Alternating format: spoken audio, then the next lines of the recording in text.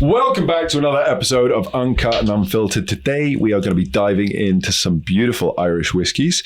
Before we do though, Stevie, Dram Pirate, how are you, sir? I'm good, mate. How are you? Yeah, it's nice to be back. It's warm. Yeah. It is warm. You're enjoying the summer sun? I am when I'm not in here. Good. Yeah. Kiddo, how you doing? I'm good. The Whiskey Kid back. By popular demand, everyone. She's here to stay. You guys are welcome. Keep asking for me and I'll keep coming back. You ready? Yeah, I'm good. Going to be diving into some really cool stuff here because today we are joined by Donal. You are the co-founder and the global brand ambassador for Two Stacks. You're very welcome and thank you for coming down. Thank you very much. I'm really excited. I have to say the labels are calling me straight away, setting high expectations, so I hope we can meet them. Good. Donal, we bumped into you a couple of times at shows. I know a little bit about Two Stacks, but please tell us a little bit about this brand. When did you start? What are you all about? To keep this in a short as story as possible, given how long we've come. We started it all goes back to 2015 when myself, Shane McCarthy, Liam Brogan, and another chap, Colin Brannigan, who's no longer with the company, set up Ireland Craft Beers. We essentially wanted to work with independent craft breweries around Ireland, export their product to Europe, the Middle East, America, and the idea was kind of bring the taste of Ireland, a true taste of craft Ireland to a global audience, because Ireland was only known for Guinness and kind of Jameson. So we wanted to kind of have a better representation of what was that all about. So we continued on that journey until COVID. We built a bit of a company, made a bit of profit, a small bit of revenue. Craft beer is obviously very temperamental, moving key kegs, cans, stuff exploding, fermentation, all this kind of jazz. But that kind of gave us the bedrock then the foundations in exports and kind of product development. We work with the companies Marks and Spencer's doing our own beer for them. Yep. We work with different kind of spirit brands along the way. COVID happened, and then the decision was made whether we wind things down or we kind of diversify and do something else. And then we created Two Stacks in 2020.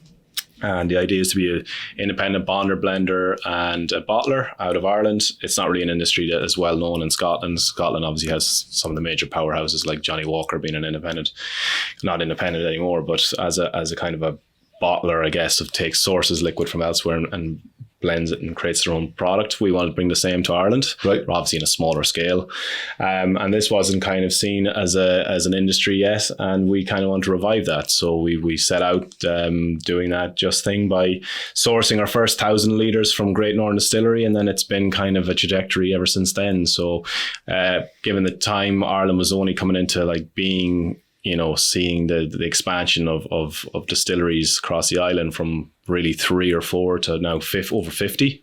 And so it's been a huge kind of expansion, I'd say, obviously massive investment coming into the country. And so we were really on the perfect kind of spot to kind of take advantage of that, because ride that wave. Yeah. And, we didn't have the capital to really start a distillery. So we wanted to do things a bit more, savvy. So our idea was source liquid from whoever wanted to sell it to us. And then we'd age new make, we'd finish it, and then provide some interesting kind of takes on definitely whiskies that we try and create that hasn't really been done before, whether that be cask finishing, whether it be types of addings or blends that we're doing. So I think it's kind of cool that I get to bring some of the expressions here that certainly hasn't been tasted really. One has been tasted in 150 years because that's a vintage mash bill from the 1830s.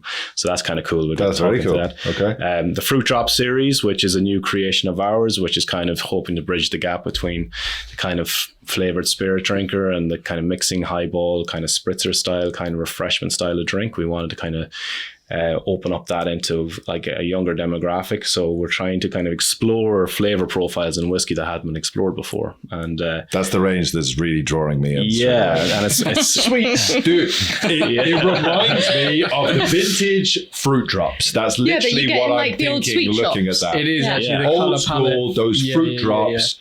And there's lots of brands that try and draw you in with fruity labels.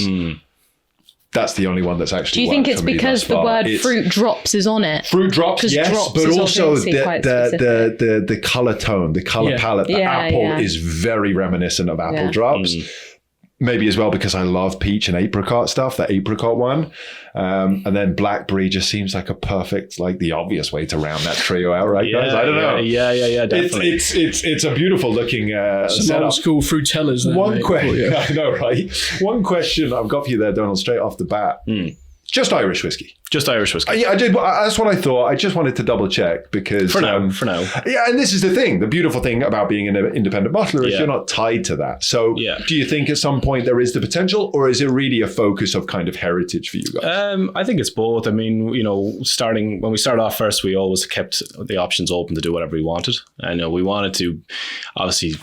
The industry always harps back to the heritage and the kind of the romanticism about like the historical significance of whiskey. But we want to be obviously a contemporary brand, and that's you commented on the labeling and our branding. That's kind of something we're very kind of diligent on is how it looks and how it feels and how it's presented, and that's why we use colorful labeling, and we kind of use something a bit more kind of creative and the contemporary style. Even our logo, this is the two stacks, or we've kind of used that as symbolism to the old Dundalk distillery that once was one of the largest in Ireland. It's about 30 minutes south of us, but it kind of harks back to once the prestige that Irish whiskey once had in the 1800s as the global supply of whiskey. And I think a lot of people, particularly nowadays, they don't really realise how significant Ireland was in the production of whiskey. And I mean, it started in Ireland. That's where whiskey came from. So absolutely, a key point in whiskey's history is where it was born. So absolutely, it could be quite a heated debate about that one.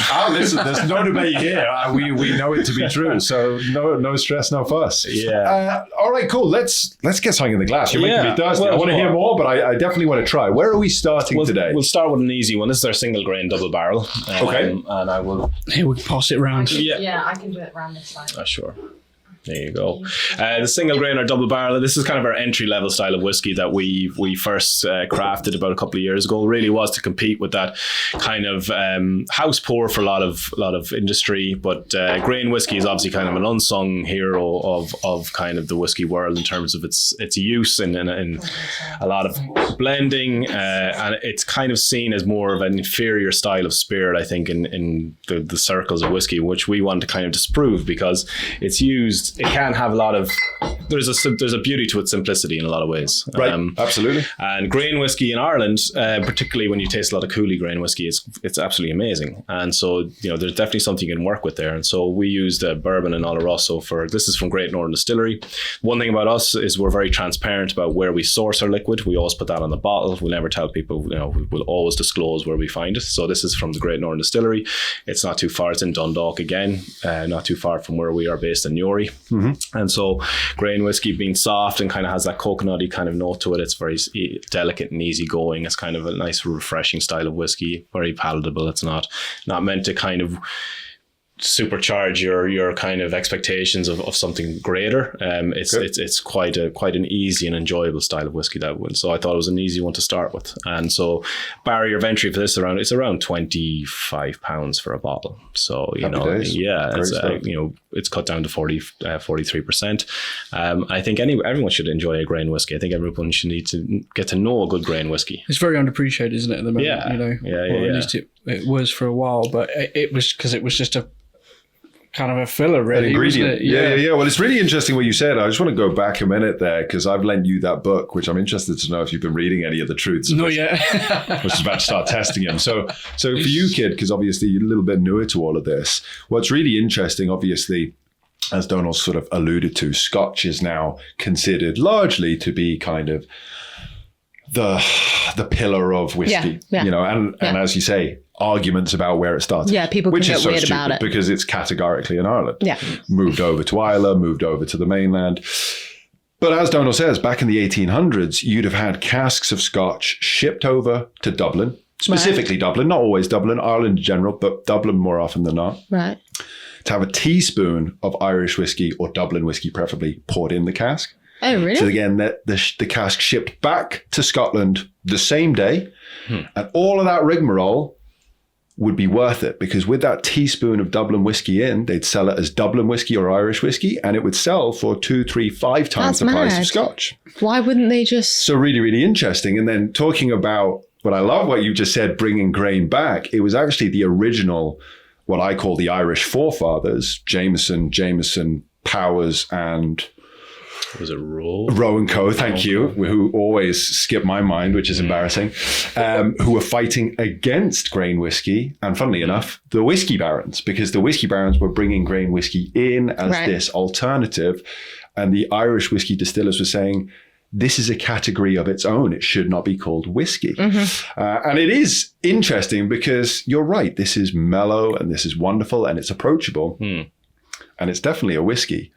But there's such differences between malt and grain. And I think it's wonderful to highlight that. And I think it's really nice now that people aren't shying away from blends with grain or just straight grains and getting it out there and having these conversations because they're made in very different ways and they taste different.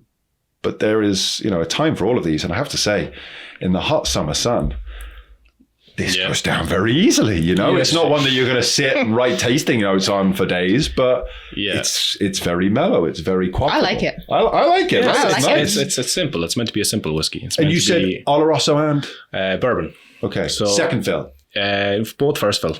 Really? Yeah, I'm not getting huge amounts of the Oloroso. Yeah, that would be. I mean, I'd say it's quite a young spirit too. I'd say it's no older than maybe 4 years, maybe 4.5. So they'll probably doing a vatting of first, second, and probably third as well. So this is all would be vatted at Great Northern Distillery. So we have our bonded warehouse in Newry. So we normally have about 100 of our own casks there, stuff that we've aged from the start of new make into what it is now. Grand. Anything that's done on kind of a larger scale bulk. Stuff for a dram-in-a-can. It's all done at Great Northern Distillery in terms of just getting consistency right. So that's all brought in-house then and it's bottled and canned in Newry. Grand. So having our own bond, that allows us kind of have that flexibility. Just at the scale now, because we've had this going over to the United States and the volume which they're now hoping demanding is quite high. So we are a small team. At the end of the day, there's only myself, Liam and Shane, and then we have 4 full-time employees who, Chris does operations. We've got Annie who's sales, and then Karen does admin, and Shane's father, he's kind of he's back of house kind of putting things together and getting production kind of in line and whatnot. So it's a very small team, and we kind of keep things tight as well. So it's we all wear many hats. So but these kind of the likes of the fruit drops, all this would have been finished in-house, whereas the grain comes direct from Great Northern. That's really good to understand. Yeah. Sorry, you're saying this is 3, maybe 4-year-old grain. That's wild. Because I don't know how much young Scotch grain you've tried. What ABV have we watered this down to? It's down to 43.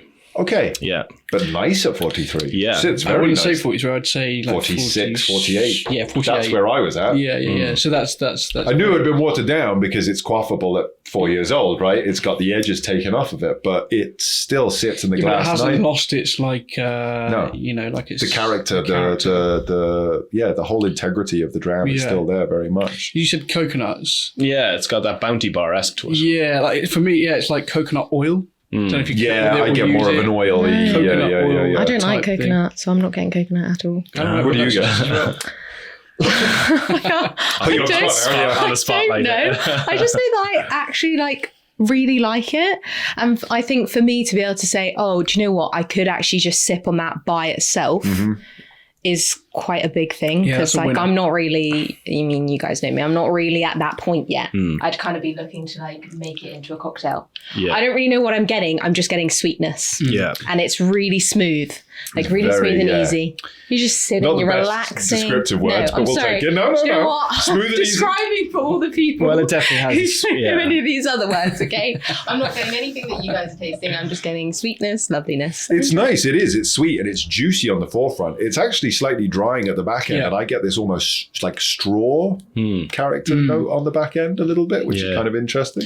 And obviously the sweet, I think 95% of it is maize or corn, and then there's about 5% barley in there, so just to give it a bit more of the body. But yeah, like I said, I think again, Great Northern Distillery being owned by John Teeling, the man who founded Cooley. Cooley had a huge reputation of making absolutely exceptional grain whiskey, and I think he's kind of continued that legacy into Great Northern. So I think grain can be harsh if it's kind of not treated correctly. Yes, like anything. Absolutely, really, but grain can take a little bit more playing with. It can take a little bit more tempering sometimes. Yeah, and at 4 years old, God, you guys have done a phenomenal job with this. Yeah, I mean, look, if you get it's difficult if you get good spirit. It's difficult to kind of mess it up, really, unless you do get some really bad casks, or you kind of. But we were lucky to have great. We put our trust in Great Northern Distillery, and a lot of the kind of the blends when we started off first back in 2020, particularly in the fruit drops, which is kind of the first blend that we created with Great Northern Distillery. But the expertise down there, you go down to their lab and they've got hundreds of different samples of casks, all different ages and styles, from peated to single to double malt, triple malt, pot still, grain, all different types of aging, finishing, and so you kind of. You're left with this kind of struggle really in what you want to create. Spoil the choice. Yeah, and so these would have been the first stuff, and then we thought, well, let's get back to basics and provide something just with a bit more simplicity to it. Hi. And so the grain was kind of, and we've picked up a number of awards with it as well, which you never expect either, because you'd submit these into these kind of awards and you never hear back. But people seem to have now gravitated more to the grain. Maybe it's because of the price point, but we see huge popularity now, particularly in the United States. I think it's because it's due to that sweeter style that people enjoy. They love seeing Irish whiskey out there as well. It probably stands out as well, because as you say, I mean, there is a lot of grain out there, but it's not the same as Scotch or Irish, malt. But it's quaffable, as you say, mate. Yeah, quenchable. Yeah. yeah. But no, it's definitely one. And again, it's one you kind of see our little discovery pack, which I've got. So you're quite kind of known for these dram-in-a-cans, aren't you? So what was the whole thought process behind that? Because when I first saw them, I thought, and I think you were the same, RTD. They were like cocktails in a can, but it's not. It's straight whiskey in a can, right? Yeah, well, yeah, it's straight whiskey in the can. I mean, funny enough, when we started off with 2 stacks, we were kind of looking at RTDs, and we wanted to design sort of an Irish coffee in a can and like try and nitro it and all this kind of jazz. And it's like, it's too much effort actually. And then we saw White Box at the time. I think when did White Box come out? I can't remember. But it was around the time where we saw the kind of cocktails in cans, and like, well, wouldn't it be a cool idea just to put whiskey in a can and see if that works? And it kind of went from a concept on a page to a product in like 8 months. And we hadn't, we at the time, we didn't have any money how to do it. So we kind of went to an importer in the United States based out of California called High Road Spirits. And we were like, well, guys, we've got this really cool idea to put whiskey in a can. And they're like, we love it. And it's like, except we don't know how to do it, and we've got no money to do it. We need you to give us a pro forma on the first container of a product that you don't know it exists. You just need to trust us. And they were like, okay, we'll do that. And so we went around so we managed to, we couldn't find a canning line in Ireland or Europe, so we had to find a guy in America who canned for us. So then we had to send bulk spirit from Ireland to America, send cans from China to the United States. Can it still be bottled as Irish whiskey then? It can. That's the one thing about Irish. Doesn't have to be bottled in Ireland still? Yeah, I think that's only in Scotland. So the Irish like to jump around because they've just changed that with bourbon. I'm given to understand. So right. Because again, we used to move bourbons and bottles. They can't mature in the stops UK maturing anymore. Or something. Then you can't label it as. Right. Yeah. It's interesting. It's funny. Like, I mean, maybe that the will probably tighten up those rules, but that's when it started off, the whole can idea, and it was really just how do we stand out? How do we do something different? How's it gone down then, out of interest? Well, I mean, we've done about maybe 2.5 million cans globally now. Pretty well, yeah.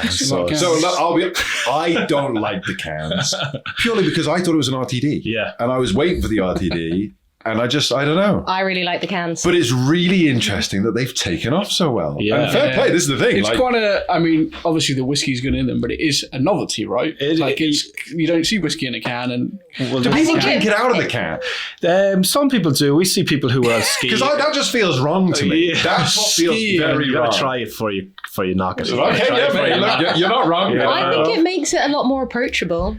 But as a whiskey product, skiing. I don't feel. Now that I could, because it's going to be cold. Yeah. Okay. Maybe You know, if we you're in the got Alps or whatnot. Yeah, I You mean, got a hip flask though.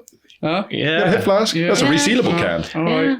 We might not win this one with you, Jake, but that's fine. Listen, I find it fascinating that it's been so successful because it's not the sort of thing I would have thought. It. Because for me, it's like, oh, would I want to buy a whole bottle? Or you regardless wanna have of a the little price taste. point. Yeah. I'm like, oh, that's a whole bottle. That's quite a lot. Whereas if I just buy this adorable little can, Yeah, no, that is listen. really cute. I tell you what, though, you has put cool artwork your on it. Irish cream in the Oh, cans. yeah. So I would have a fridge. Oh, a see whole, now that a whole shelf in my fridge yeah. full of those getting cold. yeah. That would be. All the time. That's actually quite dangerous Yes. because Irish cream, you crack, you go, where's it gone? Get me another one. Yeah. That's lethal. Well, it's a bloody shame you're not taking the train back to Scotland because a can on a train journey is We'll go down it's your well. best Yeah. friend. It's your best friend. Fair enough. It's your best friend. But no, it's taken a life of its own really, and it's grown legs and it's wandered into kind of markets we didn't expect. Great. And you know, it's outdoor excursions, golfing, fishing, kind of camping, that kind of jazz. Yeah, Festivals. We see people tag us at game, like you know, sneaking them into like rugby games in Yeah, Ireland. they're and stuff. so small and easy to sneak Don't in. sneak them into rugby games. Just like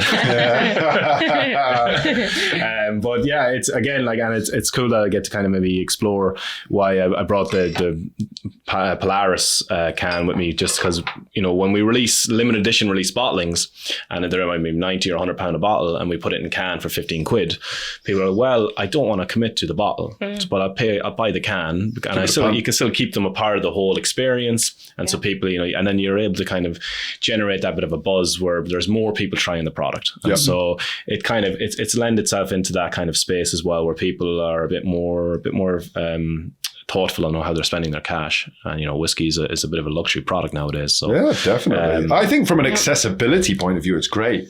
I just, I don't know. Me personally, Doesn't necessarily be for you.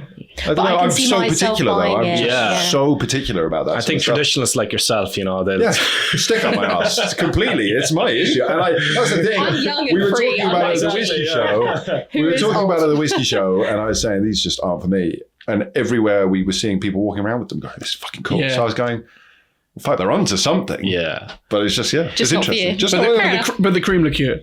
But the cream. It makes complete sense in a can. I'm behind that 100%. It's just straight whiskey in a can.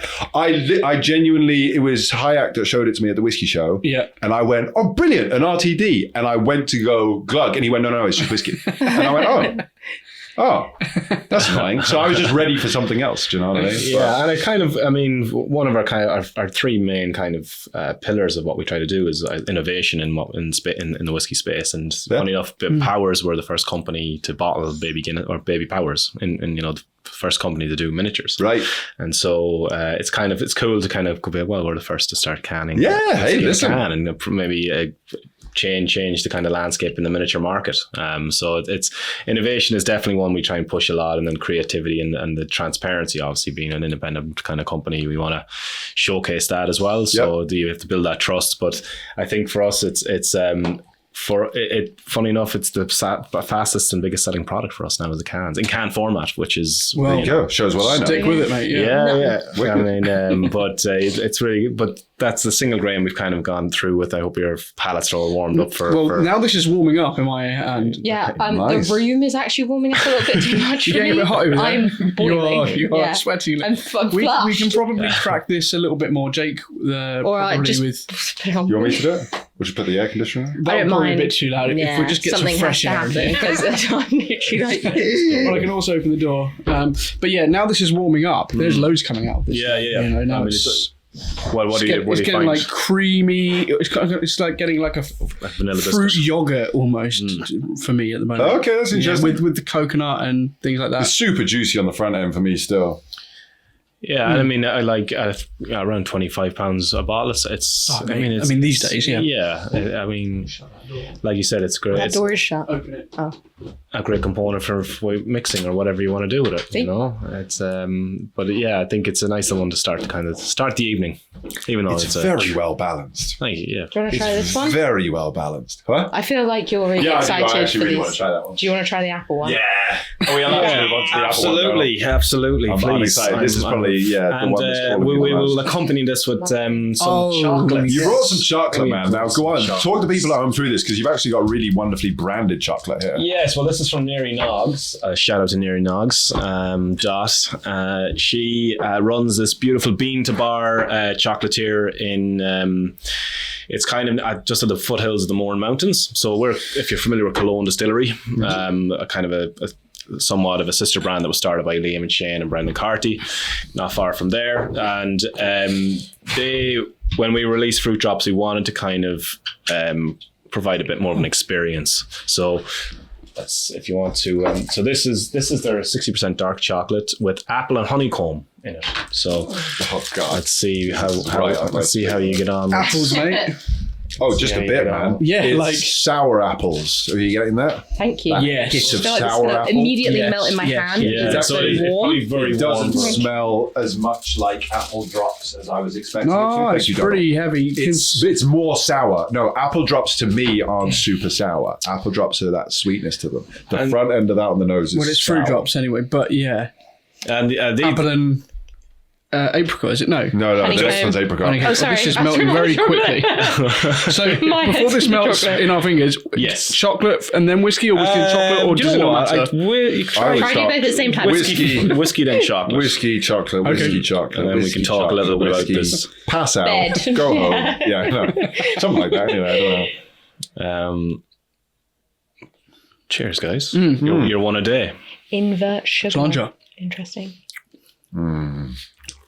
Fuck, that's good. Is it everything that you hoped? That's exactly what it says on the tin. That's very good. What's the ABV? 50. Oh, Very nicely balanced as well. So So what's the... Made eye contact as you were chewing. Like really aggressive is Steve- chewing. Oh, okay. Not sexual. He's No, not it's like aggressive chewing. losing himself in the glass of whiskey there.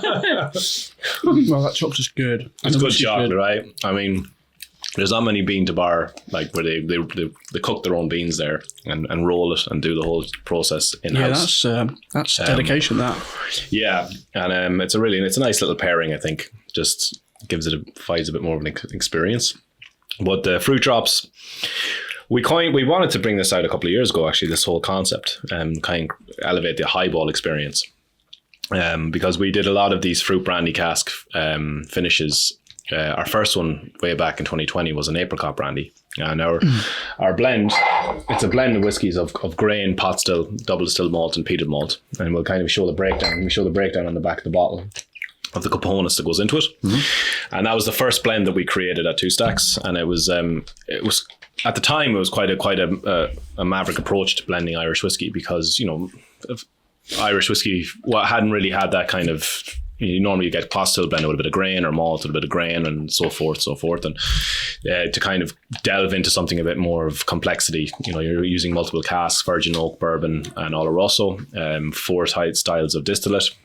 You've got kind of we had this really heavy, murky style of whiskey that came out of cask strength, and so we bottled it at 64% at the time, and then we also cut it to 43, and then we also took the same blend and we finished an apricot brandy, a Barbados rum cask, a Tawny port, and a Sauternes. And the overall reaction of the apricot brandy was everyone loved it. They thought it was incredible, and said, "Well, we're onto something here." And so we then started down the line of taking a variety of fruit brandy casks.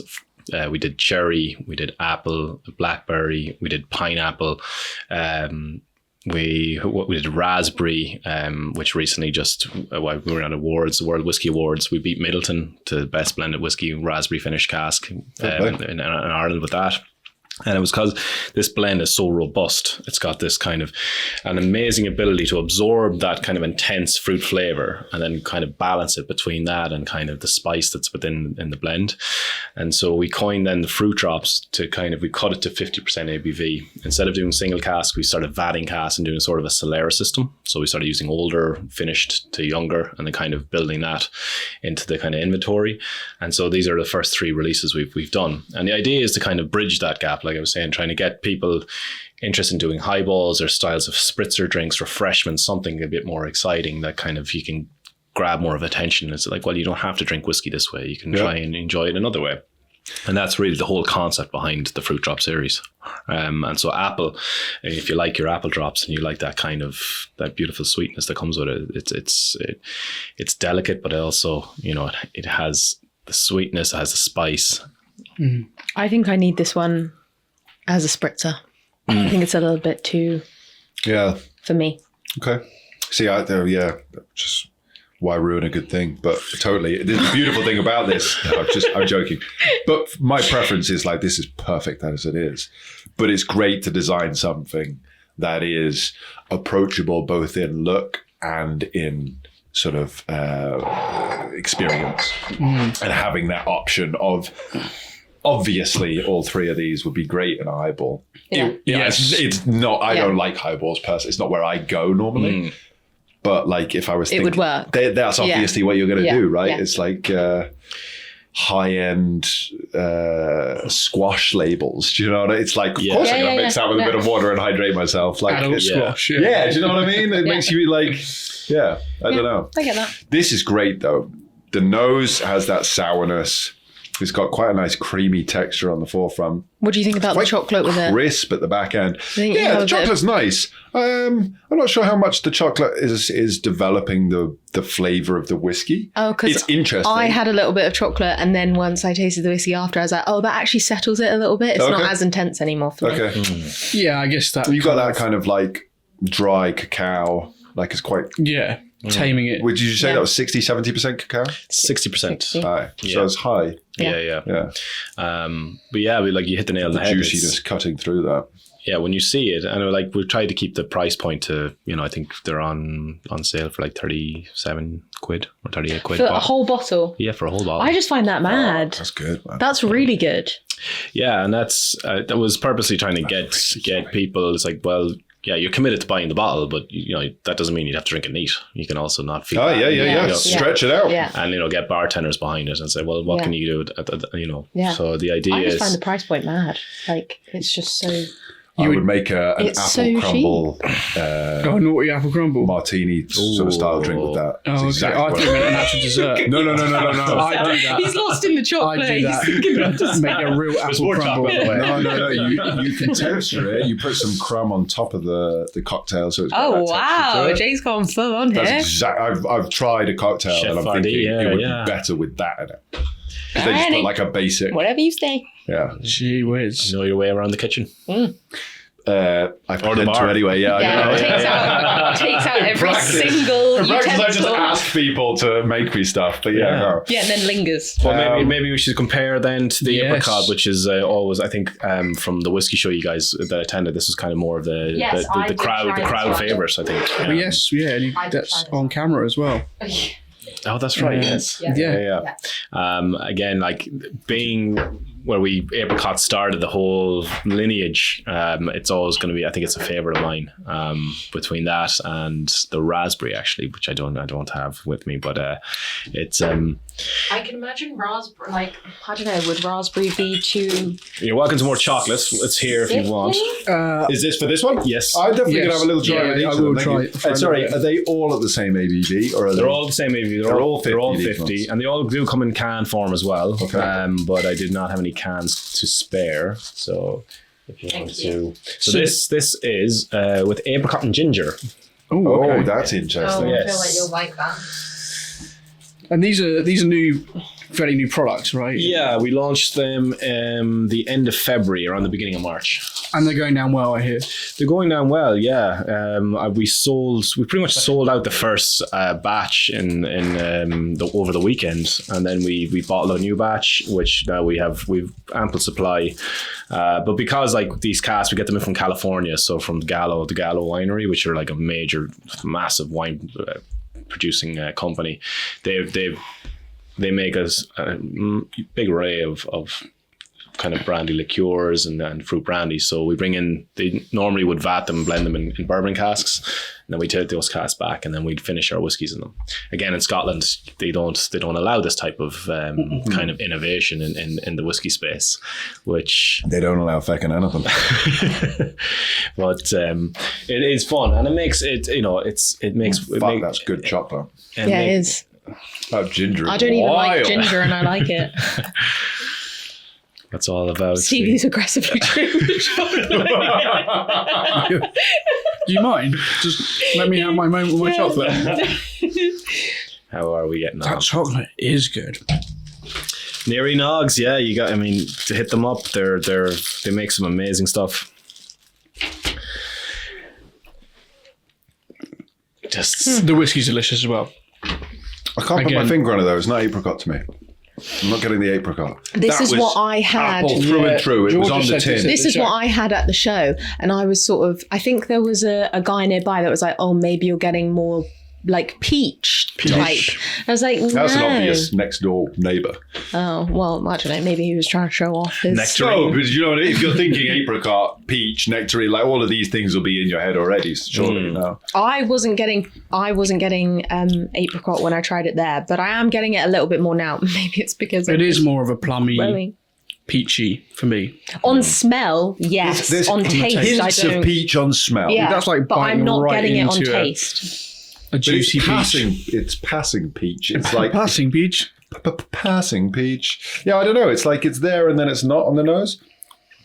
There's something else that I can't put my finger on. These are so dangerous because They are it's just juice. Very juicy. Yeah, Yeah. it's- Oh, I thought you about the chocolate. That's dangerous well, too. yeah. Coming down. on the Donald's a dangerous man. He's bringing us fucking filthy goodies that are all too We're all good. gonna leave here like a lot heavier. Yeah, chocolate is your secret weapon there, mate. well, please have some more. No, this is for you to enjoy. So how long do you? Sorry, you may have mentioned this. How long do you leave them in maturing in those casks for? Then So all of these have had components that are 2 years finishing. Yep. So the liquid, some of the liquid then would be up to nearly 7 or 8 years old. That's because the blends, we've had the apricots. We took some of these amazing casks from Armenia for the apricots, and we've had one cast there for nearly 2.5 years, and we just added that in with some younger stuff. So Oh, I just wow. kind of keep that It's quite a consistent. long time, so you are going to get that. You are because gonna get obviously that a lot of jammy- finishes are quite flash, quick, and Yeah, that's you're obviously gonna get why that- you're getting a lot of that come through. Yeah, get that kind of jammy that normally what you find in like a whatever what do you call that, conserve, jammy, like apricot. Oh, like I know what you mean. What do you call that word? What's that word? Yeah, conserve. Conserve. It is concept. Yeah. Yeah. Yeah, it sounds a bit weird. What is it? It's char grilled peach. All right. Oh, Char grilled peach and agave. God, wow. that is That is a I think impressive, to be honest. That you. that's what I'm getting. When have you ever had char grilled peach? That's what it is. But when have you had it? Right fucking now. Okay. Don't talk like that to me. yeah. It's in my glass, woman. Okay. Christ.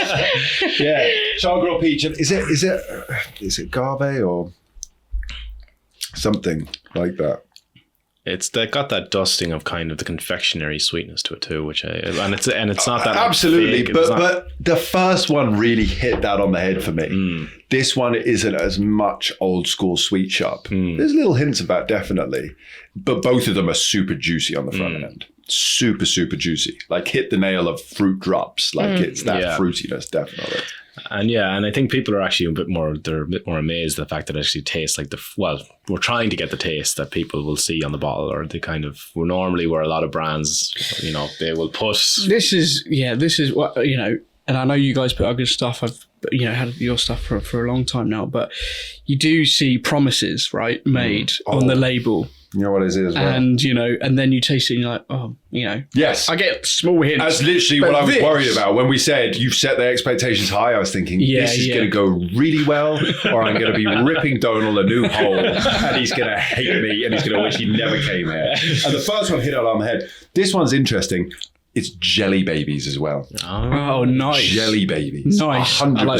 I like that. I like that. That's jelly So babies. not getting that. It's not the same. That's old school sweetie. This is new school sweetie. I like that gooey jelly. Do you know what I mean? That's New from a world glass. sweet versus old world That's sweet. from a glass jar behind the counter. That's in a fucking Out of a plastic packet, packet yeah. on the hook in front of them. Will I ever mean, get to the point? To be of fair, being mate, able to jelly taste babies babies? are Blagging this hard. Who knows? Yeah. Who knows? Full of absolute jelly babies shite. are pretty old as well. They're pretty vintage, but Yeah, they've just yeah. moved. Is your from glass a jar- empty?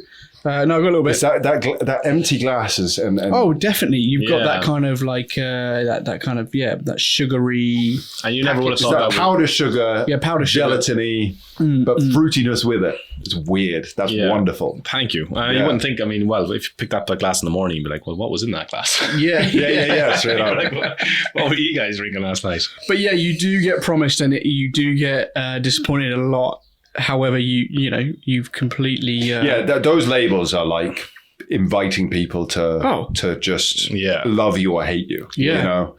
Well, I hope to love us. Oh, so far 2 for 2 on the fruit drop front, absolutely, and the grain was lovely as well. So yeah, Well, let's try the Should we blackberry one smash then. out and 3 out of 3 see- here with Yeah. the fruits? It would be Yeah. good not to. Let's give it a Yeah. go. So sorry.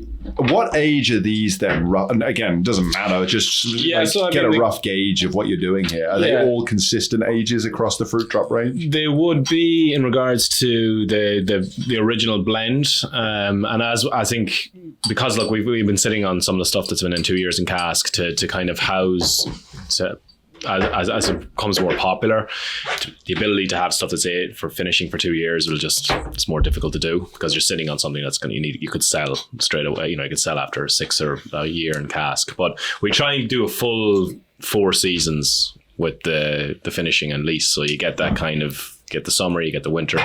Bit of reaction within the cask. Yeah, and these casks are sometimes they're quite funny, because after 6 weeks you'd feel like it's done, and then after 12 weeks you feel like, oh no, it's There's actually more to go. It's gone back in on itself. Yeah. And so it has that really weird effect on how we finish them. And so the original blend, I would say it's, like I said, the grain with similar grain to what we have here. The similar blend is about 5 to 6 years old, and then an extra year, 2 years in the finishing. So you've got components between 4 to maybe now up to 7, 7.5. So it really is the consistency is obviously trying to get in the taste. And so it's going to be it'll be done in batches. It's not going to be massively scalable until you start like finishing, 10, 15, 20 casks at a time.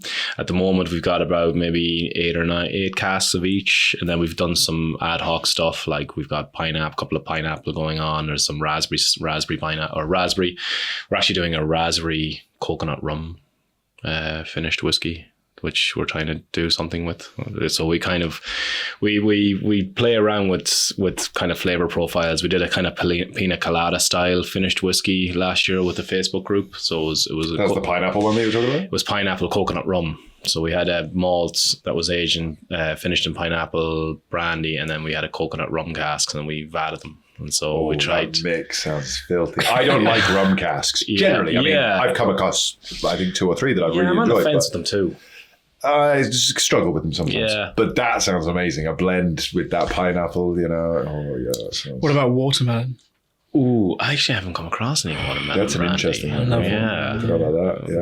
That could What's work. what's Midori? What's that? That's that Japanese. It's like a super green. What is it? Is it melon? Probably. It's a melon liqueur or something. Yeah. That was annoying. Yeah. So, what do we think? Well, I haven't actually had tried chocolate it. yet. So I have not put this to my lips, but I'm going to say prematurely, potentially, you're 3 for 3. It's Yeah, cassis, I really like it. Oh, okay. thick cassis Yeah. on the nose, Black Forest Gatto. Yeah. It's got a bit of a herbalness to it. It's got a bit of a floral kind of a herbally thing to it going on as well. Okay, I'm not getting that. That's interesting. Yeah, I kind of get that kind of this more of a like a petal. There's like it's not rose petal, but it's 50% ABV on this as well. Yep. Because the alcohol isn't as well balanced in this. It's standing a little bit more out, which I don't hate. I actually quite like. That's a little bit prickly. It makes me feel like I'm in the brambles. yeah, I it mean, reminds you when you're really drinking alcohol. Oh my God, that chocolate's insane. Yeah. Okay. Shocker. Not Tell shocker. me twice. but yeah, it's amazing when we done the first kind of series of single casks, because these are all originally in single casks we did with various kind of bars. We do like exclusive bottlings with like pubs in Waterford or Dublin or Cork, and they fell in love. It's usually cut to not cut. It was like bottled at 43 or 40. Oh, wow. Not 43, 63. What is in here? What? Yes, Dried with blackberry and dried passion fruit. Wow. Yeah. Yeah, it's the passion fruit. It's Jesus. the passion fruit. It's like banging, but it's really enjoyable. I'll take a little square. But the blackberry was one of the ones that stood out the most for people because I just found it's actually at the whiskey show last year, we had the cask strength version and people were like coming up going, that's not the best whiskey I've tasted here, but it's the most interesting whiskey I've ever tasted here. Yeah. And so people are saying it's interesting. And I'm like, well, that's all we know to hear. It is of that. Yeah. It is of that. And It again, is. it does what it says on the fucking tin. I mean, Jesus. That is not easy. I honestly was a little bit nervous, and going 3 for 3 with that is, especially for me, I have ridiculously high standards, Donal.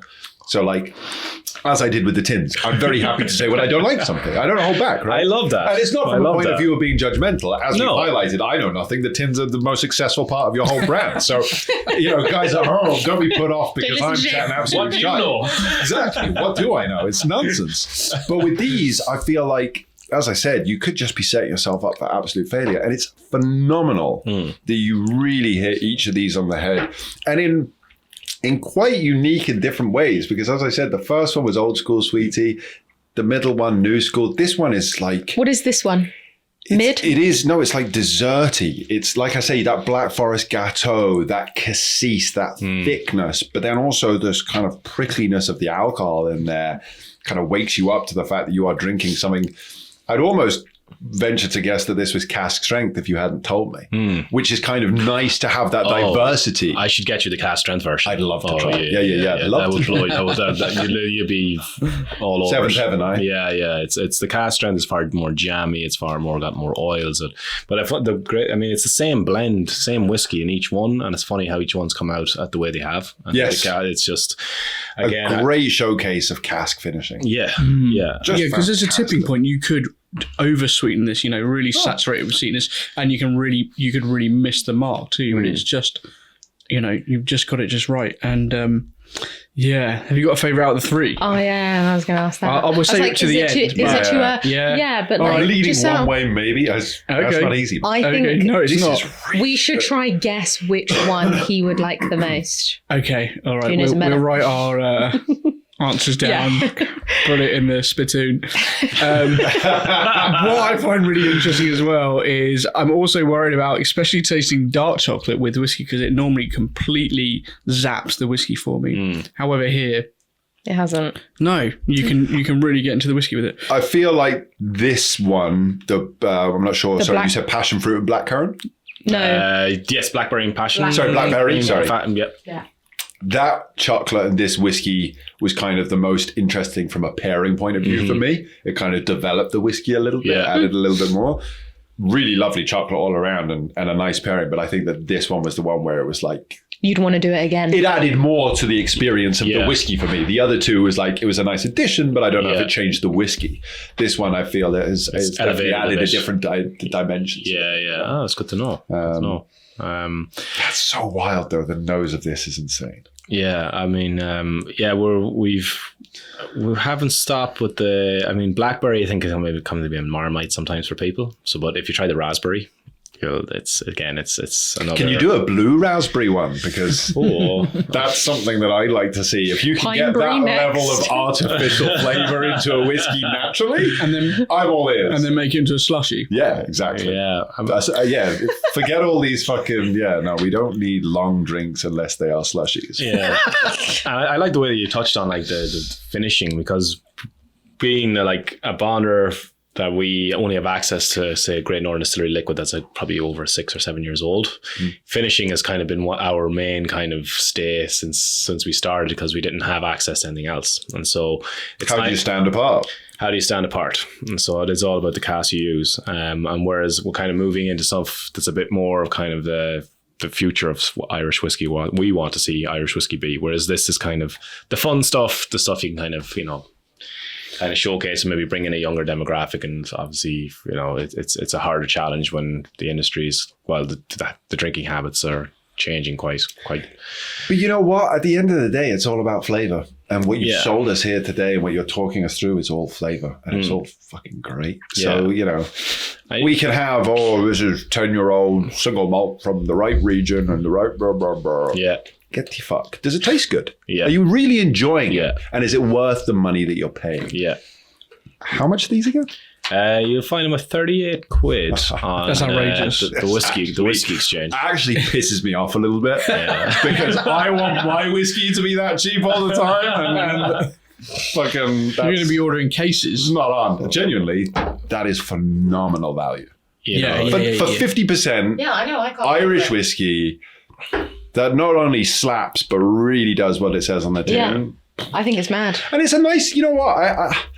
I like the brand. What is two stacks? Where does that come from? Sorry, I missed that. Yeah, I get two stacks. So I mean, when we started the whole concept of we kind of sat down and go, well, what are we going to call ourselves? What's going to be the whiskey? Yeah, and we found that old story of the old Dundalk distillery that had the two highest smokestacks in Ireland.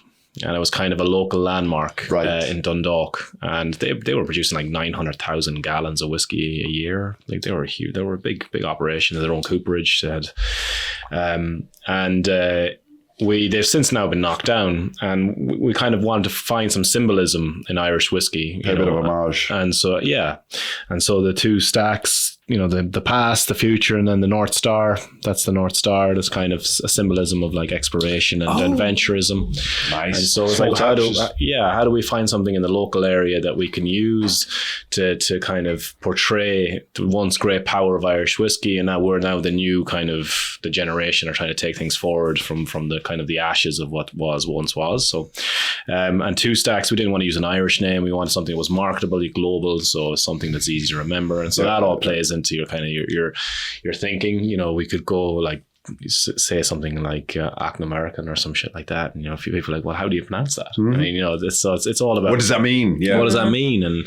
And so really the name doesn't mean anything. It's two stacks is just it is the romanticism of where Irish whiskey was, and we're now the forebears. So it's You're quite popular in Canada as well, aren't you? Yeah, we're huge in Canada. You're huge in Canada. Yeah. I follow a guy who you probably know because I think he gets everything first, Jeremy Pugh. Oh yeah. Yeah, so I follow him, and that's how I found out of you guys, because he raves about you. Yeah. And there's stuff that you send out there that you can't get here, and it causes a lot of FOMO. And I think there was like a maple bacon or something that they got that went absolutely mad, but you couldn't get it here unless you bought it from Canada.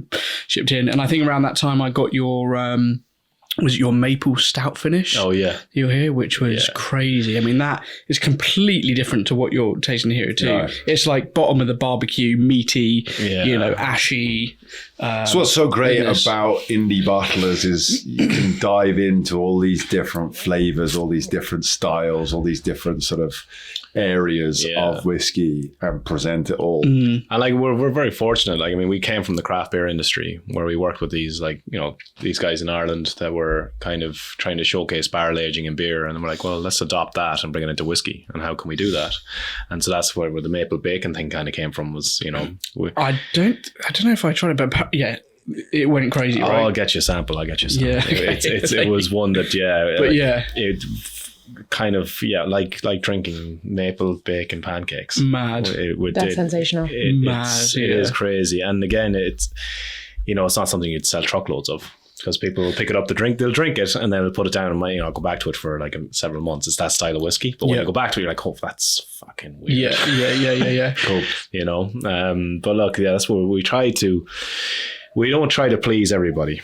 We want to. Good. Why you're should definitely you? Pleasing Jake. Why should you? Well, that's good. You can never please everyone. And you're doing stuff that stands out. That is really high quality at a really good price. What's this one? Why hasn't this one got a label? Are we in for something? Well, we'll try probably the Polaris 4.1 first. Now you've got to let me crack the can. Oh, absolutely. As the miserable fuck I am, I want to try at least crack it. The whole experience, you need to have that is my last can. They're 50. And I bought it for this show. So they're 100 mil. Last can, Jake. What I like about it is the can looks like a cask. I like that you've done. Was that intentional? This kind of like slightly different can. Sure. Yes. You're welcome. They've paid extra money to have a very specific design for this can. It's months in the making, completely unique to them. It does look a bit like a cask, I think, which I like. So this is the Polaris collection, vintage mash bill. Tell us about. Oh, sorry. You number the cans. Yeah, well, so this was a numbered can. So really? it was a Number 25 out of 700. So there are only 700 of these. Yes, and that's my only can. And now I'm gonna be. Is that your last can? That's my last can. So this is from Bone. So this is from Boan Distillery. So the Vintage Mashbill project was first created by Finan O'Connor, if you're familiar with Finan. Sorry, we normally get bottle cork pops. Let me. I have been doing them. There you go. It's a bit different. I was expecting a hiss, but why would there be? Yeah. That would be worrying. I'd be worried. That would be really like, Show me that. Okay. You can take this back now. Yeah. It's fermented in a different way. All right, everyone, glass it. It's clean, yeah. Yeah, so the Vintage Mashbill, which we're very excited about because it's a project that Finan O'Connor, the historian, he is the man that is solely responsible for digging out all the past creations from. It smells cool.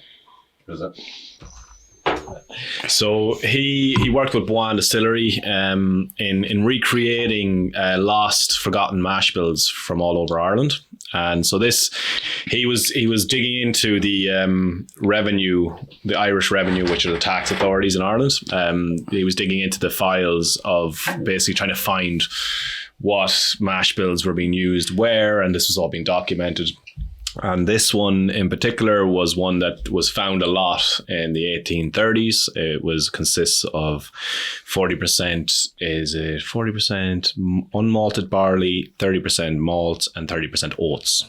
And so this was kind of one of the main 30% oats. Yeah. So this is one of them. So that's not single pot still. Then. Well, it's not. You can't. Category. It doesn't fit into the category right now. Right. Yeah. So hopefully it'll be changed. Okay. The legislation will be changed. So this. Are you holding your breath on that one, or? I mean, the way everyone's talking about is going to be changed. Okay. I'm hopeful. I'm hopeful. I think even the IDL. I think even IDL see now that the scope needs to be changed. I think because they've shoeboxed it. They've pigeonholed everything into how they see pure pot still or pot still back, and whereas this was kind of fundamentally this was pot still. This is where most distilleries were using. Currently, isn't it 35% malt? Yeah, it's. I think it's 35, and then whatever from there. Yeah, I think it's you can't go over. I should know this really. I'm terrible. I think it's 70% has to be unmalted malted barley, and then no more than 5% other cereal. Yeah. So it's quite convoluted. I mean, it's not historically. It's inaccurate. And so, correct. Yeah, this is the thing. I think what's so interesting about single pot still whiskey for me is the fact that the mash bill does have, well, again, like you say, historically a larger proportion of oats. That creaminess that we, or what that I certainly always sort of think of Irish whiskey. Single pot still whiskey, that creaminess, it comes from the oats. Yeah. And for me, that's what makes it such a unique style. Yeah. You just don't get that in Scotch. No, it doesn't matter where you look, how you mature it, you can't get that same. It's a textural thing. It is. It's body, and it's got a creaminess to it. And when you taste this whiskey, you're going to be like, well, this is what. Funny enough, Ireland was the first.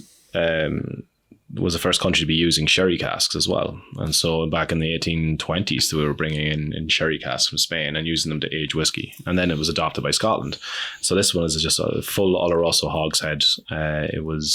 We only got it leaked actually, unfortunately. So we lost about 40 litres. So we got about 250 bottles, and then the remaining were cans.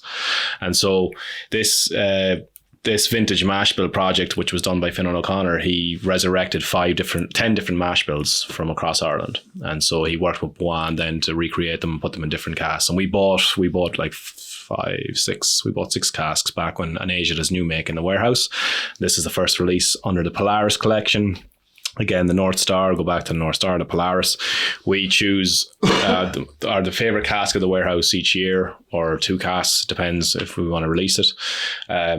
What we think should go into the Polaris collection. And so we chose this cask, and it was released last month. It sold out in 30 minutes, 40 minutes, which is great, because in this environment, you never expect that to happen. Absolutely. Congratulations. Thank you. And so, but I think it's because the project and what Finan O'Connor has done, and just the history behind this type of whiskey, that this is what our grandparents were drinking back in Ireland in the 1800s. It's kind of cool. Very cool. And it hasn't been distilled since the 1890s.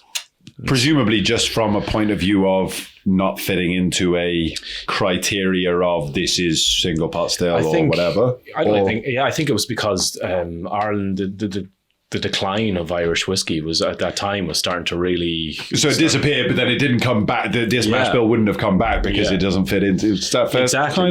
That's it. Because then once the legislation was changed, and then IDL, whoever else, IDL Bushmills only did malt, and then Middleton probably had their own style of pot still of what they made. Mm-hmm. So every distillery had their own way of making pot still. Like Powers would have made it their way, Rowan Co would have made it their way, the Jamesons would have made it their way, Marley Bone Lane would have made it their way, and so Dublin even as an epicenter of pot still whiskey, each one would have been very kind of a guarded secret of how it was made. And so what if it was wheat or rye or malt, what was an unmalt, how much unmalted barley was going in there.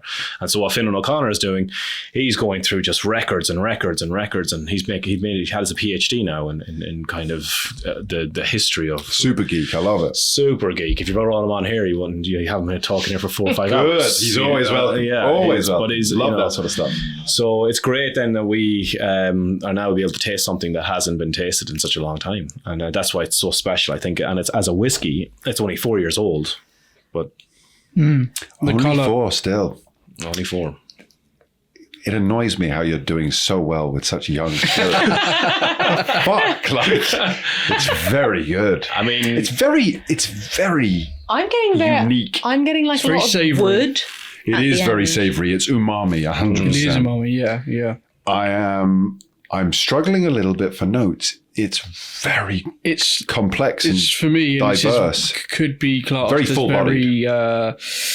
Like a commentation, but it's very kind of like bitter fruitcake for me. Okay. Like there's kind of bitter raisins and almost like there's a loaf of something. Saurine. Kind of, but it's a bit. We had this conversation last time. It's kind of malted loaf. We didn't have it as snacks for kids because did it have like fruit in it, like raisin? It's malted like loaf. Cool. Yeah, it's so like it's raisin. Like that, but it's like more like malted. There's bitter, but not in a bitter in like a. Yeah. It's like a fruit bitterness. I know what you mean. I find orange peel or something. Okay, yeah, exactly. Like a red currant bitterness or that sort of. Yeah, red currants, or I'm getting more kind of just like a raisin sort of bitterness. But either way, like completely different to what we've just gone through. Oh yeah, and rich. Dense. It's dense. Yeah, it is dense. It's thick. I think it gives the same. You know how peated whiskey, when I tried it and I was like, oh my God, it's like everywhere in my mouth, like the flavour. Mm-hmm. This is giving that for me. It's really bit too much for me, so and it's very really interesting that you say that. I think, and I'm interested to see, I'm getting an element of sulphur, but it's not musket, it's not eggy, it's not an off sulphur note. It's actually quite subtle. Sorry, cask types on this? Oloroso? Oloroso. Just Oloroso? Yeah. That's what it is.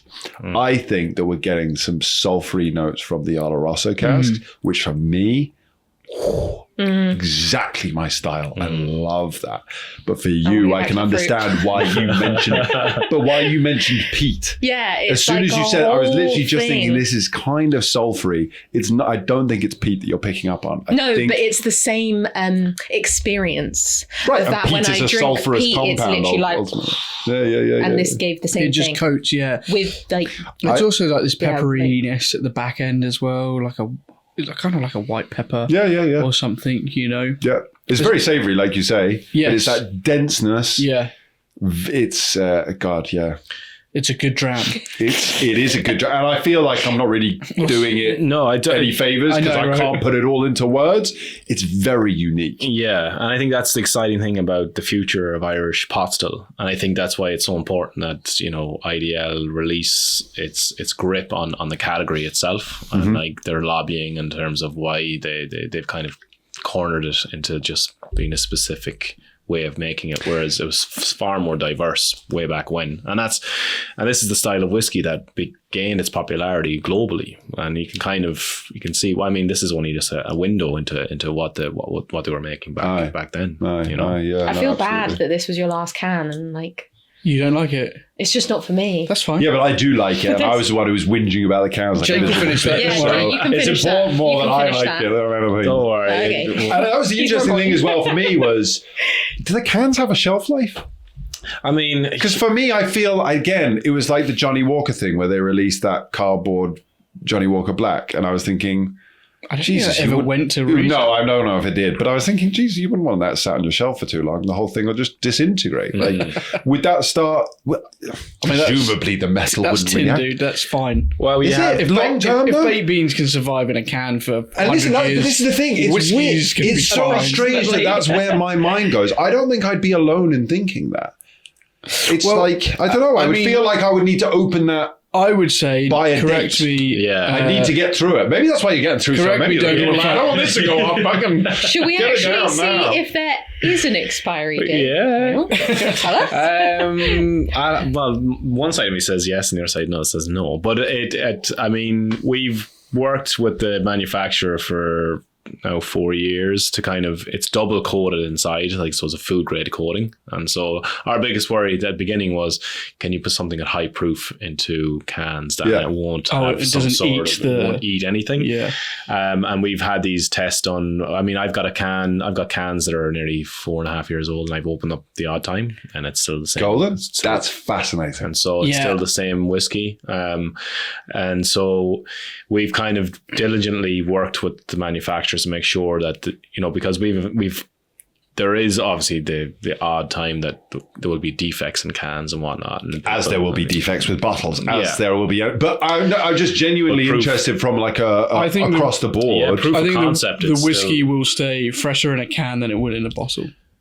yeah, that's what that. Long- because long- there's- long- Well, it will be term. sealed.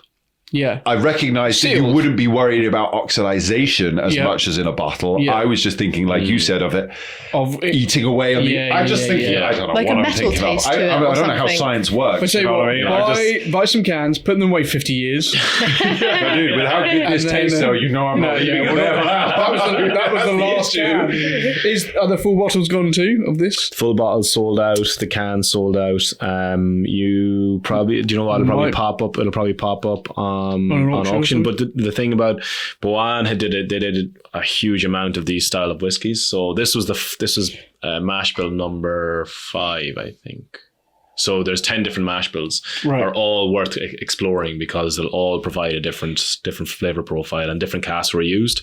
And so I think probably by next year it'll be like Boan they do a couple of releases with the Solstice release. But I think in the future you're going to see far more of these styles of whiskey coming out of Ireland, because this is where it's kind of going. Well, hey, I'm looking forward to that. Yeah, exactly. Yeah. Dib. It's exciting because again it's only a 4-year-old, and I would not have guessed that. I'd Yeah. be so off if I had to blind taste this. It's exceptionally well done.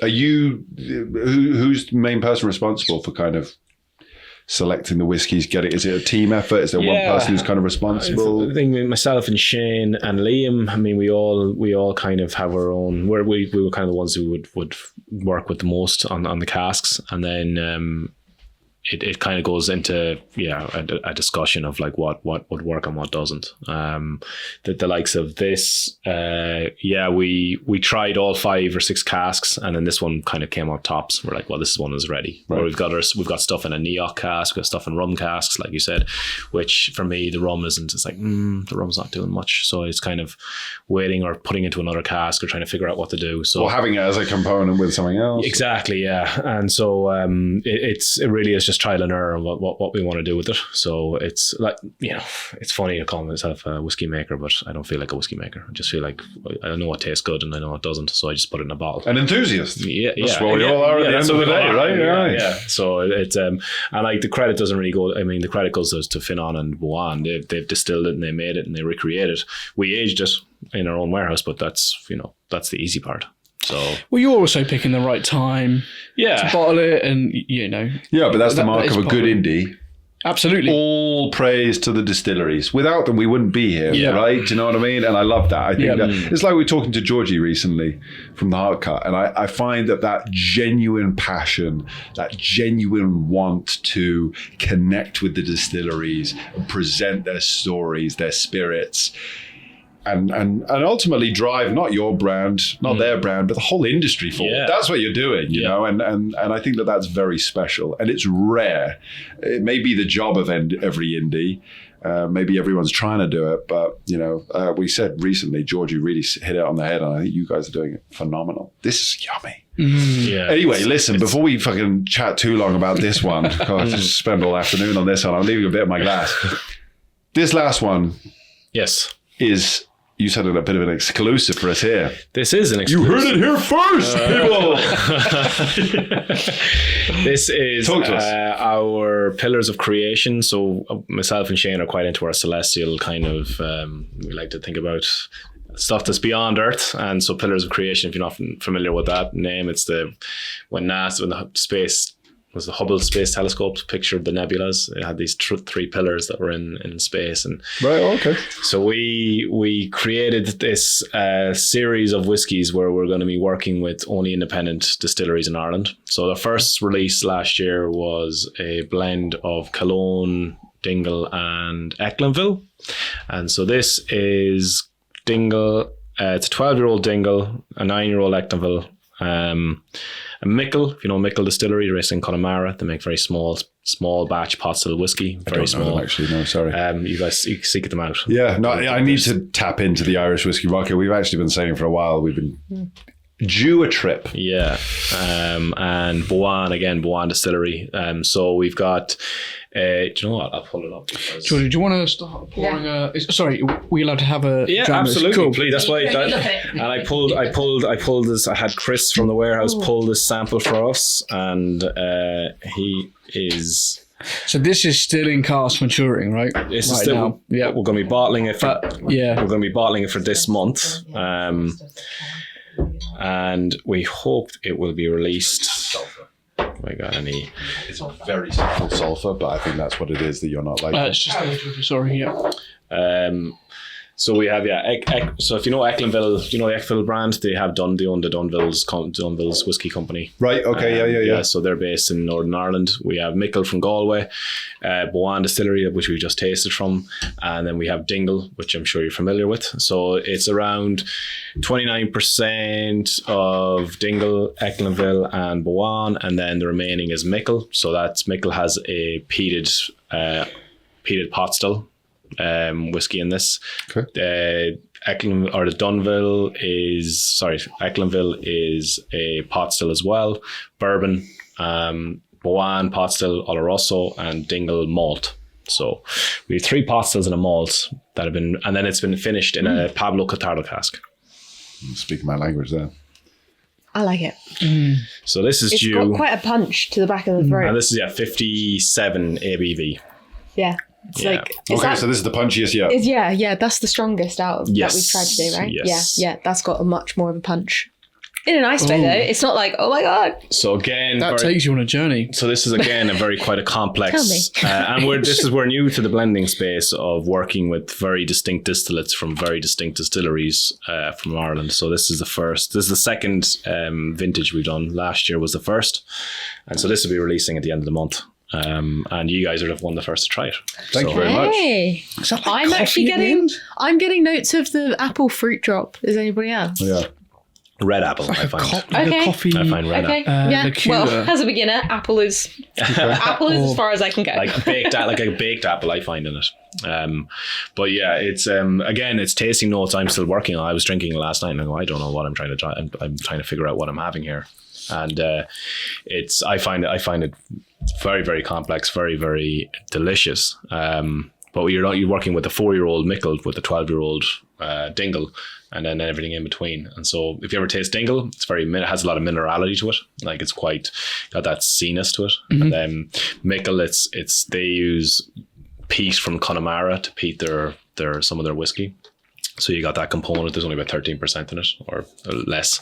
And then the remaining, Boan pot's still a bit more spicy, and it's Oloroso aged. So you kind of, when you're trying to work with these different distillates, it's quite a tricky balance. So I hope we struck it right. I like it. I think it's good. Yeah. Yeah. Yeah. How is the alcohol set for you? It's not too, like, there is a punch to it, but it does settle. It's not like the same as the can where it was Really like fully. Because to me, mouth. the alcohol on this is a little bit, wouldn't say unsettled, but yeah, just it's bounding around. You've got like quite a few mixtures of things. I like it. It's bouncy. Did you get any coffee notes come up in this on your tasting notes so far? No, you mentioned it. I can see that. At the end there, I don't know if it's like a coffee liqueur or like there's something kind of like towards dark chocolate. a bitterness. I was going to say dark chocolate. There's a bitterness at the end. I was leaning can't- towards dark or chocolate. I even see like- what you mean. Do you remember like, I think it was called like Jamaican cake? Do you remember Yes. that? Yes. The Jamaican ginger cake. Yes. Fucking phenomenal. But like, you know, with the packet, you get that smell. Phenomenal. That taste. Similar Yes. to Saurine? Very, very good. Is that call. similar to Saurine? Yeah, it's Yeah. No, it's not. well without the If ginger. Serene is what I'm thinking of. It's more. That's more moist. It's dense, but it's okay. moist. It's very moist, yeah. It's still like a cake, like a very dense cake. Yeah. Yeah, Jamaican ginger cake. Yeah. Good call. Very good call. Yeah, because you've got 2 bourbon casks, you've got a port cask, and then got an Oloroso cask. So you've got these Where's the peat drawn from? Mickle. So Mickle is Whereabouts is that? And sorry, in my Galway, geography's shite. Connemara in Galway. Okay, so West it's Coast. like the West Coast. Right. So they're West like, Coast peat.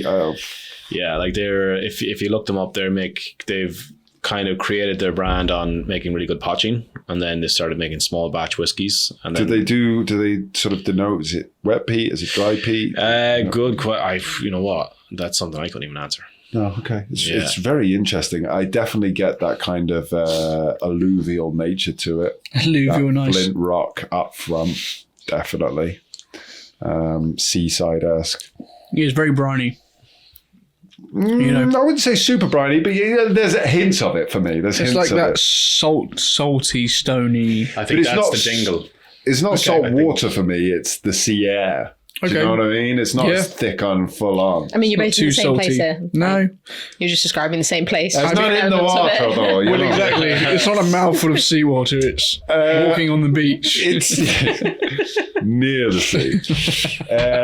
Yeah. What else am I getting? The chocolate on the back end. There's something in the middle though, and I think it fits into that ginger cake. It's a sweetness that I can't put my finger I'm getting on. the apple. Apple? You get apples? Yeah. Okay, that's interesting. I get a little bit of this. It's like Yeah, okay. caramelized apples, almost. You know, like Yeah, I mean, you burnt- guys can take what I say and apples. make it sound so much better. But yeah, That's all it is. I'm just giving you just- the base element and you just- roll with it. I think Tasting Notes is just good at getting better at like Bullshitting. bullshitting. Yeah, Okay, well, maybe that's why you She guys said are good apple. at I'll it. grow on that. exactly. It's caramelized apple, motherfucker. She got it wrong. Yeah. And you're like, definitely.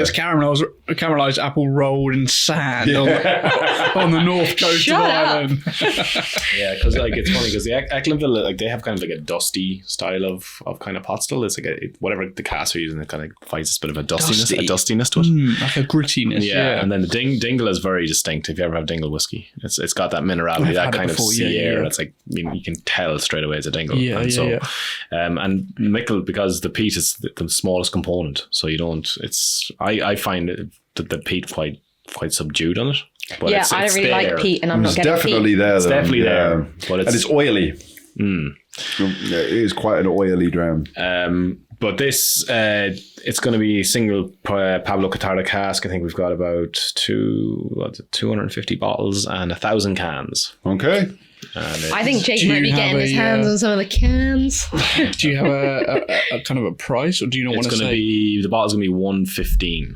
Okay. Yeah. Okay. And the cans will be 15. For very 15 limited. pounds. Yeah. So it goes on sale at the end of the month.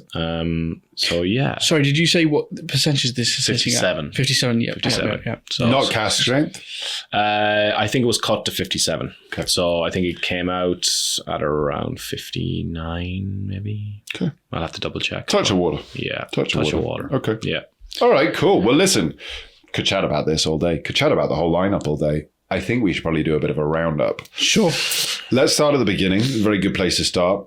As you say, Donald, I'm not going to ask you for your votes because I'm sure you love all of these, but I am going to come back to you in a minute and ask which is your favorite at the moment and why. And I'll also ask you what's exciting as to what's coming up, which maybe is this last one that we're trying. Maybe it's something else that you can share with us. Absolutely. Have a little think. Let's start at the beginning, though. we went for the double barrel single grain, which is really, really wonderful for a 4-year-old single grain. It's kind of disgusting how good it was, like, if that makes sense.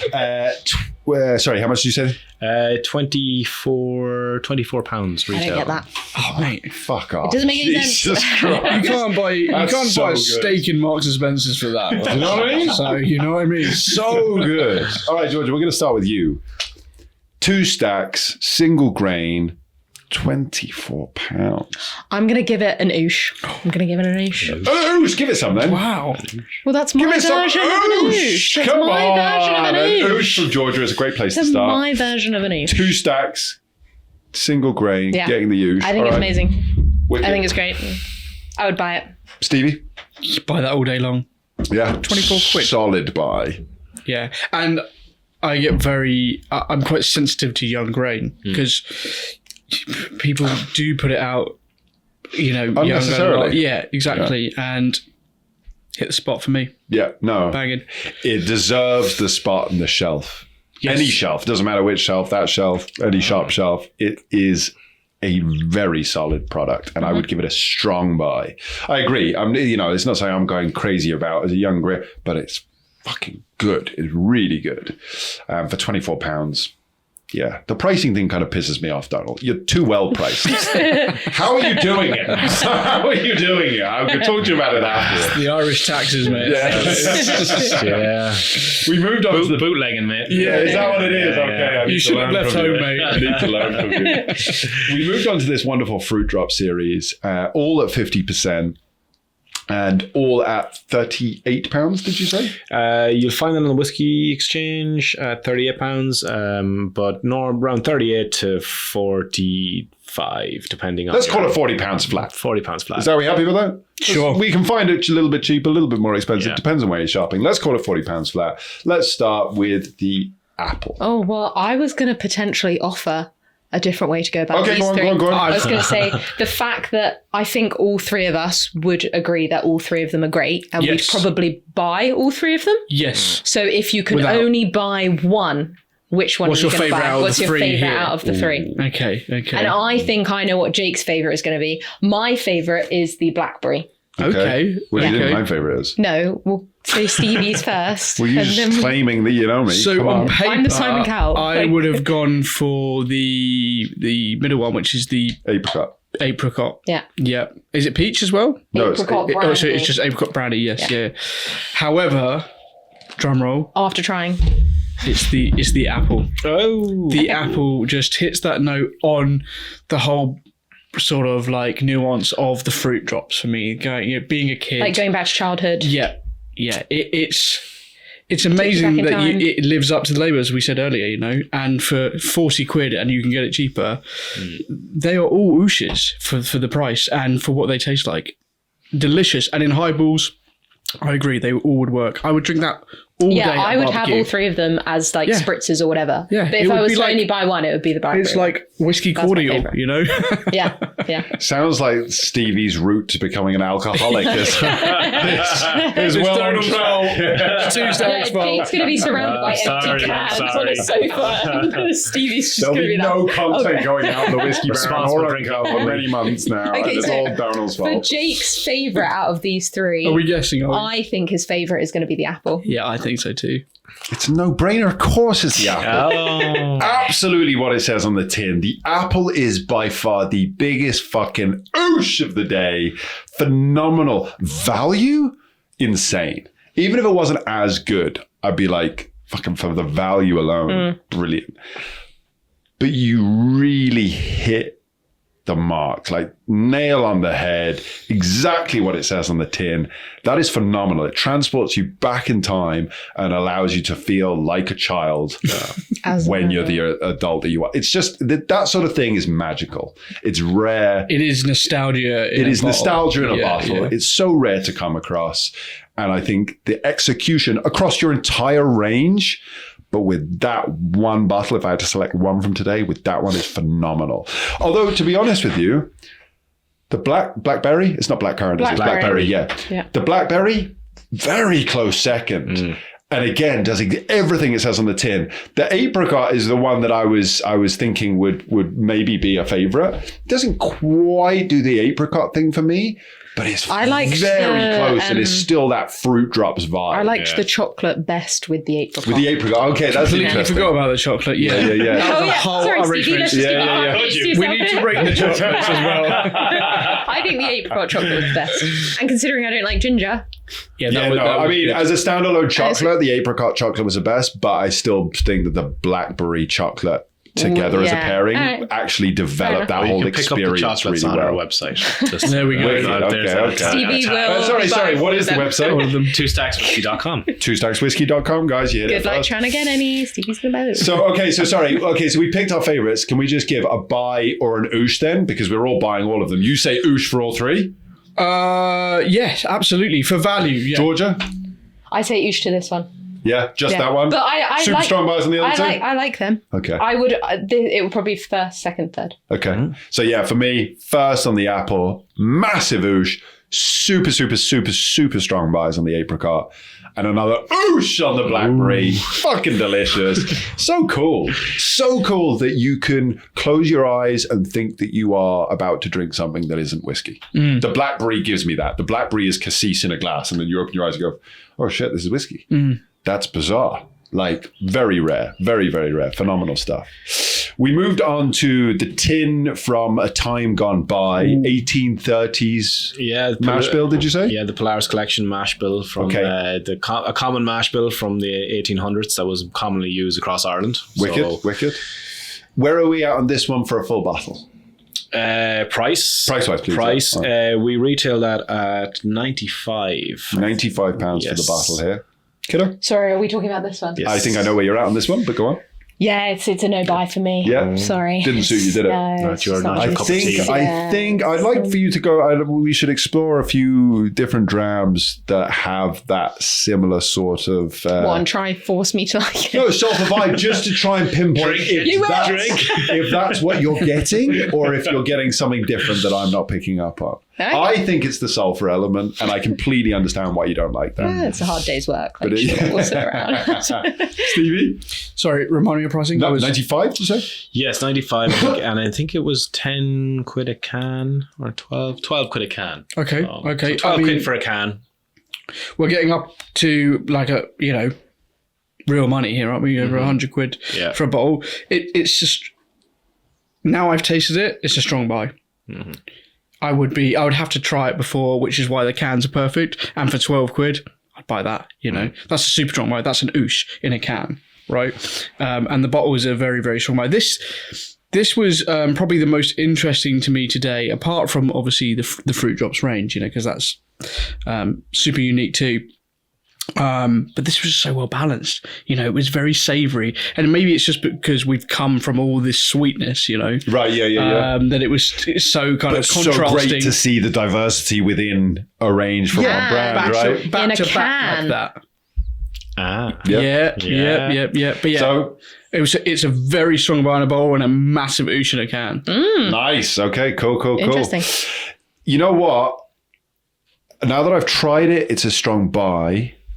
With the backstory, understanding where this has come from as a recipe and what you have done to recreate it, it's an oosh. Without that information, £95 is pushing a little bit for me. But as soon as I have that information, I'm like, this is fucking awesome. Maybe because really, really you cool. know that these other ones that are obviously not as pricey, but you really love them. Maybe knowing that that's priced at that, you might be more like, oh, well, I love the other ones and they're this is it. Value for money, so maybe I would. We didn't have the pleasure of having Donal here to share all these drams and talk us through the whole range. Yeah. Correct. I most likely would have started with one of those and then gone, well, these are fucking amazing. I'll have a punt on that and would have been quite happy. I think, and I don't know how you guys tell your stories with all of this, I think that is such an interesting story, and I would want to be included in that journey in order to make that £95 purchase. But as Stevie says, and easy, even for somebody who was being a miserable bitch about the cans to begin with, for 10, 12, just £12 you said for the tin? £12 for the tin, yeah. £12 for the tin, I would take a punt on that. I would realise that the tin has not spoiled the whiskey in any way, shape or form. Have we converted you to the tin? So stupid. And that actually for £12, I'm getting a nice 100ml dram of something really fucking cool. Yeah. So maybe I am a bit of a tinny. I don't know. Maybe you converted me. Anyway, the last dram there was, the Pillars of Creation. Vintage, 2025 vintage. So this is yet to be released. And sorry, are we going to be releasing this for when this comes out? Yeah, we'll hold it back. I mean, it's the end of this month anyway. So. Yeah, this month anyway, yeah. So, guys, if you're watching this now, you stayed to the end of the episode. Well done. You put up with all of our shite. And guess what? You're being rewarded because there is a brand new whiskey out. twostackswhiskey.com. twostackswhiskey.com. You can head over there now. You can check it out. You can buy yourself a bottle. Have a little think. Georgia, what do you reckon? I would buy it. Yeah? Yeah, I like it. I don't like, oh my God. Sorry, where do we say price point for this bottle as well? $1.15 a bottle, but 115, $15 for a can. 15 for a tin, okay. Yeah, no, I would buy a can and potentially buy a bottle for, I don't know, maybe like you for your birthday. Yeah. Something like that. Okay. I don't know, maybe. Maybe, It's a little bit depending on how much you like me. I'm thinking about that. That's a promise on camera, that. Hold her to that. Maybe. Expect something of £115 in value at least. But yeah, like I would buy it. I think I'd probably obviously more likely buy a can because obviously like I'm not it would take me a while to get through that bottle, but I do really enjoy it. I think it's cool. I like it. Stevie? It's delicious. Yeah. Yeah, this ticks a lot of boxes for me. Again, and we have to be realistic with people's budgets. £115, we spend that on whiskey. We sometimes don't. I'm not saying it's, expensive by any means. It's just up there. If this was just below, it would be a noosh. But this is a strong buy on flavour. That Jamaican ginger cake, that sort of rich fruit. There's almost like a stoutiness to it now. I'm getting into it. It's awesome. I fucking love it. So yeah, strong buy. Wicked. I'm just, and you know what? I think it's just the price of this, not from a point of view of it's not worth it. It's very well worth it. What can I buy for £115? Good question. Trying to be a bit more critical because you've turned me around with the can you buy for £115? You've sold me on everything. Yeah. I think that the bottle, I might buy something else. I'd buy the tin. I'd buy the tin and I'd be delighted with the tin. It's the thing that annoys me about it, Donald. I'll be the devil's. What bottle could you buy that won't ever be replicated at $115? And this is the thing. That's exactly right. So I'm thinking of stuff that I can pick up that I know that is consistent, but that ultimately I can go to many shelves and pick up at any time. Right now as well in 2025. Correct. Isn't it? It's a different market. This is the thing. It's borderline for the bottle. I can't say buy or don't buy. But with the tin, it's a very strong buy, which makes me feel sad because I came in thinking, fuck these tins. I'm going to have a word with Donald and now I really like the tins. So there we go. What can you do? But yeah, no, I like it. I think it's cool. And like you say, I think it's a point of difference and well worth £115. I'm just trying to play a little bit of devil's advocate here and not be so sold because apparently all of my pocket money is walking right out the door after this episode. But this is obviously like a premium product for your brand. Yeah, this is the top of exactly. If it's not like a single cast that's from like Bushmills or it's like a 25-year-old Cooley or something. And when you look at it like that, that's your kind of high end. Yeah, that's a lot of brands like low end. Yeah. Starting point. Yeah. With context to your brand, it's probably which is why I think that actually that will go really well because people will know, wow, these are amazing and they're at price point. So the fact that they put this at that price point you've got to take that fun. Exactly. Dib. Yeah, you're not wrong. All right, Donald, talk to us. What's your favourite here at the minute and why? I would have to say Polaris. Okay. Because I genuinely, for the flavour, for its history, for what has gone into the process of making it and discovering it, and the significance behind it. And that I think it's because it's such a very good dram. I mean, just for me personally, I just love that meaty taste to it. Yeah, definitely. And Because pot still for me, pure pot still, how was it once called, it's the quintessential Irish whiskey, and it's what we built the industry on, and that's why it maybe has more of the romantic kind of that reminiscence of what Irish whiskey once was, and definitely I think it just has that. It maybe plays in the strings with that.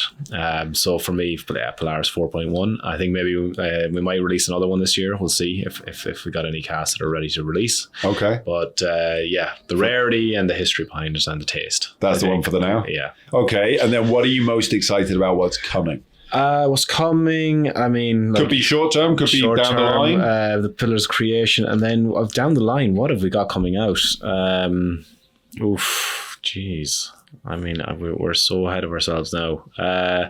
We're doing another release with with Facebook. The Facebook Nation, we call Two Stacks Nation, is a Facebook group. So we're doing a release with them, which will be involving a raspberry brandy and a coconut rum cask of some sort. Ooh. So we're gonna, hopefully that should be an interesting dram. That's still on the QT Facebook account now, Jesus. Yeah, so jump on Two Stacks Nation if you want an exclusive bottling of that.